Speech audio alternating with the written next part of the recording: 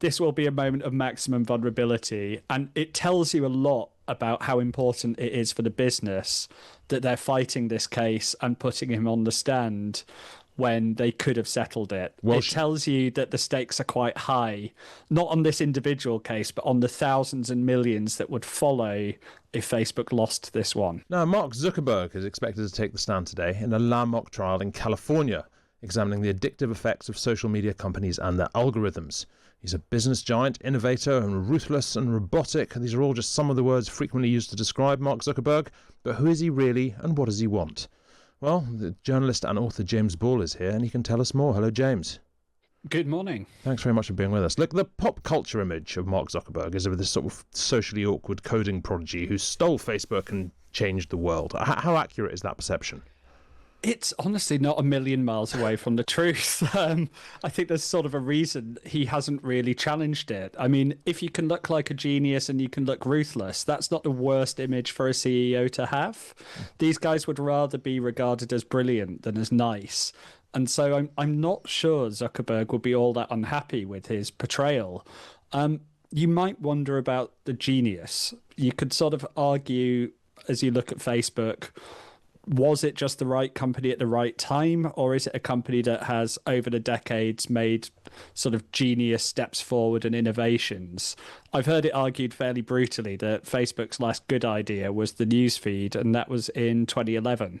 And everything else, it's just managed to buy up or copy competitors. And it's got so many of us on there that it just basically prints money. If you've got 2 billion users spending hours a day, the ad money basically prints itself. Well, so it was in 2011 that he said, this is a Mark Zuckerberg quote, "A squirrel dying in your front yard may be more relevant to your interest right now than people dying in Africa." I mean, that sounds pretty shocking. I guess it might sort of technically be true, but it does make you wonder if this is a person who can necessarily understand the social costs of the thing he's created, right? I mean, it was very silly of him to say it, but it was probably fair enough in a lot of ways. It's not as if when we sort of sell a newspaper subscription, we tell someone that you can't read any of the lifestyle or culture sections until you've made it all the way through foreign news, is it? And we kind of know which pages people turn to and which they read. It's very important that the serious news happens, but we don't force people to read it. And honestly, if you're doing a feed, you're going to do a lot better putting in what people actually are interested in. So Zuckerberg was very silly to give the quote, but in terms of how we use social media and what we want from it, he was probably right. Most of us don't really use social to catch up with the news. We use it to kill some time or to see what friends are doing or to see something stupid, really. And I don't think he's actually committed a grave sin by sort of giving people what they want rather than maybe what we feel they should be paying attention to. How would you characterise his politics? Because they seem to have evolved and changed somewhat over time. I think they're very superficial. I think there's some self-interest in there. Facebook is very, very vulnerable to being regulated, particularly by America. You know, it makes a huge profit margin. It's something like 60% profit margin, even though it pays huge salaries. And that means that it could very easily be eaten if they had to do lots more moderation or if they had to do lots more checking. So he tends to want to be in with who's in power. But billionaires are quite subject to fashion like the rest of us. When it was very trendy to care and when you were supposed to be socially conscious and maybe even a bit woke, he was that. And as the kind of bro culture and the Silicon Valley culture has moved, he has got genuinely very into grilling meat and into ultimate fighting. There was that very strange era where Elon Musk challenged him to a cage match. And the thing was, Mark Zuckerberg would probably have kicked his butt, to put it politely. Zuckerberg is taller and has been training daily for a couple of years. So he's that very strange blend of sort of nerd turned jock, which is quite common in Silicon Valley. Like, if you look at Jeff Bezos now versus when he started Amazon, he's this weirdly hench 60-year-old now. They've all got into creatine and bulking later in life. The fact that he's built also, we believe, a 5,000 square foot bunker on his Hawaii ranch to prep for the end of the world, does that tell us anything about him, or is that just sort of standard Silicon Valley lunacy? It's standard Silicon. They've all got one. Peter Thiel's got one in New Zealand. I think Bezos has got one in New Zealand as well. Musk was having one built. Once the other billionaires have one, everyone does. This is my theory with yachts. They're basically money pits that I think most people don't enjoy. I think you have to be quite niche to enjoy a yacht. But once your sort of rival has a 300-foot yacht, you absolutely must have one. And a bunker just became part of the chic. I mean, there was that great drama of, none of them have thought through what would actually happen if they ever needed it. Why would your 8 security guards, etc., all carry on doing what you want after society collapses?